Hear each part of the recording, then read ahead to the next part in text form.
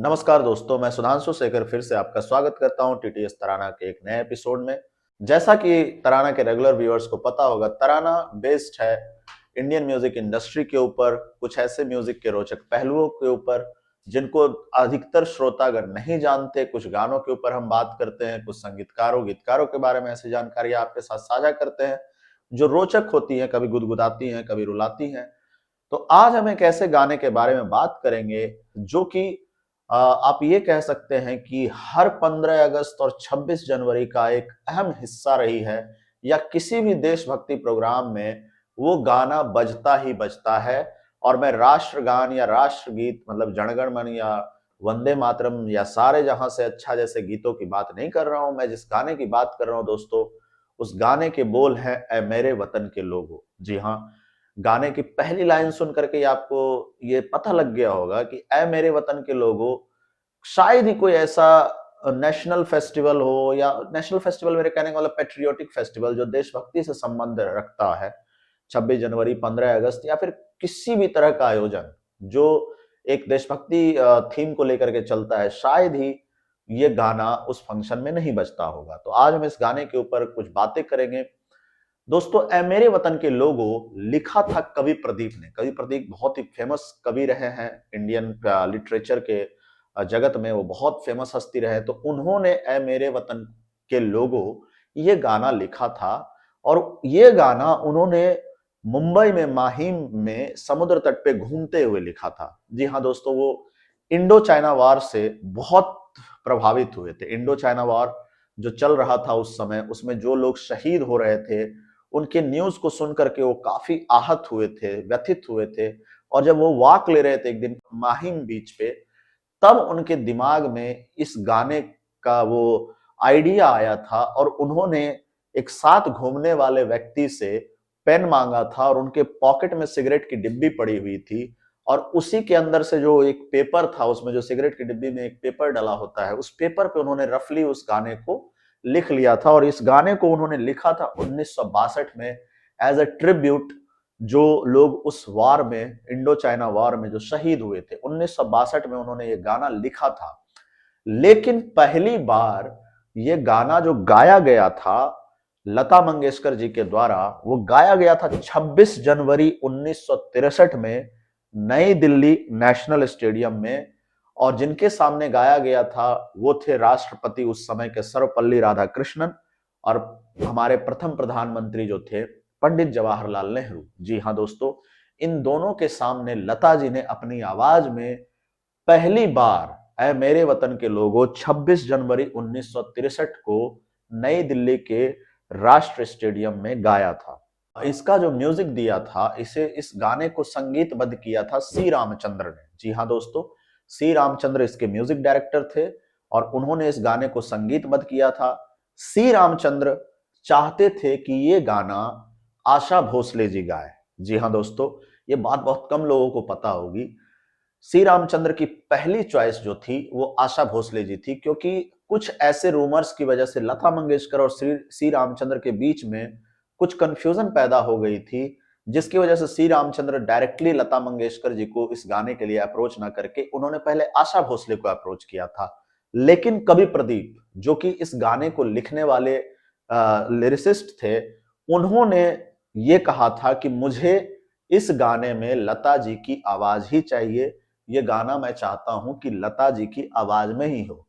जब ये प्रपोजल लता जी के पास गया इस गाने का, तो लता जी चूंकि बहुत ही जेनरस महिला थी, बहुत ही उदार हृदय की महिला थी, आशा भोसले उनकी बहन थी, तो कोशिश करती थी कि अपनी बहन को वो जरूर अपने साथ किसी भी प्रोग्राम में इंक्लूड करे। तो लता जी ने एक प्रपोजल दिया था कि इसको डुएट की तरह गाया जाए, और श्री रामचंद्र ने भी ये प्रपोजल एक्सेप्ट कर लिया था, क्योंकि वो पहले भी चाहते थे कि आशा भोसले जी की आवाज में ये गाना हो। लेकिन कवि प्रदीप हमेशा से यही चाहते थे कि ये एकल गान के तौर पे पेश किया जाए नेशनल स्टेडियम में, और वो भी लता जी की आवाज में। हालांकि डुएट की तरह इसका प्लान बन चुका था, युगल संगीत के रूप में लता जी और आशा जी इसको गाने वाली थी। लेकिन आशा भोसले दिल्ली आने से कुछ दिनों पहले उन्होंने प्रोग्राम में आने से मना कर दिया था कि वो नहीं जा सकेंगी इस प्रोग्राम में, लता जी ने उन्हें मनाने की कोशिश भी की थी, लेकिन आशा भोसले नहीं आई और 26 जनवरी 1963 के दिन लता जी ने प्राइम मिनिस्टर पंडित नेहरू और उस समय के राष्ट्रपति डॉक्टर सर्वपल्ली राधाकृष्णन के सामने अकेले ही ये गाना गाया था। गाना गाने से पहले लता मंगेशकर जी बहुत नर्वस थी, काफी नर्वस थी, लेकिन जब उन्होंने गाना गाया तो उस गाने का जो असर हुआ, इससे लगभग लगभग तमाम लोग वाकिफ हैं। शायद ये छोटी सी स्टोरी लोगों को जरूर पता होगी कि पंडित जवाहरलाल नेहरू इस गाने को सुनकर के रोने लग गए थे। जी हाँ दोस्तों, इस गाने ने पंडित नेहरू को रुला दिया था। वो रोने लग गए थे और साथ साथ वहां जितने भी दर्शक मौजूद थे उसमें से भी कई लोग उन्होंने अपने आंसुओं को उनसे रोकना पॉसिबल नहीं हो पाया था। वो अपने आंसू रोक नहीं पाए थे। ये गाना इतना मार्मिक और इतनी बेहतरीन तरीके से लता जी ने गाया था। एक चीज और जो इसके बारे में लोगों को मैं बताना चाहूंगा कि नेहरू जी ने जब ये गाना लता जी ने खत्म किया था तो नेहरू जी ने आंखों में आंसू भरे हुए आंखों से ये बात कही थी कि जो लोग ऐ मेरे वतन के लोगों से प्रेरित महसूस नहीं करते वे हिंदुस्तानी कहने के लायक नहीं है। जी हाँ, बहुत बड़ा स्टेटमेंट उन्होंने दिया था। इस गाने से इतना इंप्रेस हुए थे वो कि उन्होंने ये स्टेटमेंट तक दे डाला था। इस गाने से खुश होकर के पंडित नेहरू बैक स्टेज गए और लता जी को उन्होंने कहा था कि बेटा आज तुमने मुझे रुला दिया, और एक आदर स्वरूप उन्होंने कहा था कि आज हमारे घर पे आके आप चाय पीजिए। और लता जी वहां जा करके उनके साथ उन्होंने साझा किया था कुछ समय, जिसमें पंडित नेहरू ने उनके गाने वगैरह के बारे में चर्चा की थी।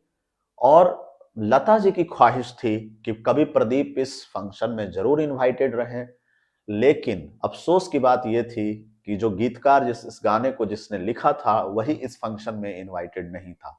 जी हाँ दोस्तों, ये लता जी अंत तक इस चीज का अफसोस करते रही थी कि कवि प्रदीप जो सबसे ज्यादा आशावान थे इस गाने को लेकर के, लता जी कभी नहीं ये इन्होंने अपेक्षा की थी कि ये गाना इतना पॉपुलर होगा, लेकिन खुद उनके शब्दों में उन्होंने एक बार कहा था कि कवि प्रदीप मुझसे हमेशा से कहते थे कि ये गाना देखना बहुत बड़ा असर छोड़ेगा भारत के जनमानस पे, और उनकी बात सच साबित हुई थी। लेकिन 26 जनवरी 1963 के फंक्शन में दिल्ली में जब ये पहली बार गाया गया था तो उसमें कवि प्रदीप को न्योता नहीं दिया गया था। कवि प्रदीप वहां नहीं आए थे। हालांकि एक बार जब फिर से ये फंक्शन हुआ था तो महाराष्ट्र में कवि प्रदीप ने अपने हाथों से लिख करके यही गाना पंडित नेहरू को भेंट स्वरूप दिया था। वहां पे उनकी पंडित नेहरू से मुलाकात हुई और उन्होंने भेंट स्वरूप उन्हें अपने हाथ से लिख करके ये गाना दिया था। दोस्तों, ये गाना जिस फंक्शन में गाया गया था 26 जनवरी 1963 में, वो आर्मी वेलफेयर फंड के लिए एक इवेंट था, उसके लिए गाया गया था। और एक आंकड़ा मैं आपके साथ साझा करना चाहूंगा। उस समय इस गाने की वजह से उस इवेंट ने 1963 में 2 लाख रुपीस का चंदा उगाया था। जी हाँ दोस्तों, 2 लाख रुपए का इस फंड रेजिंग इवेंट में फंड रेज हुआ था। अगर हम आज के इन्फ्लेशन रेट के अकॉर्डिंग उसे एडजस्ट करते हैं तो वो फंड आज के समय के हिसाब से 1.7 करोड़ 1.7 करोड़ की राशि का निकल करके आता है। जी हाँ, और इस फंड को इकट्ठा करने में ऐ मेरे वतन के लोगों का सबसे बड़ा हाथ था। तो दोस्तों, ये थी ऐ मेरे वतन के लोगों, एक अमर गाना जो हर देशभक्ति फंक्शन में, हर देशभक्ति प्रोग्राम में बजता है।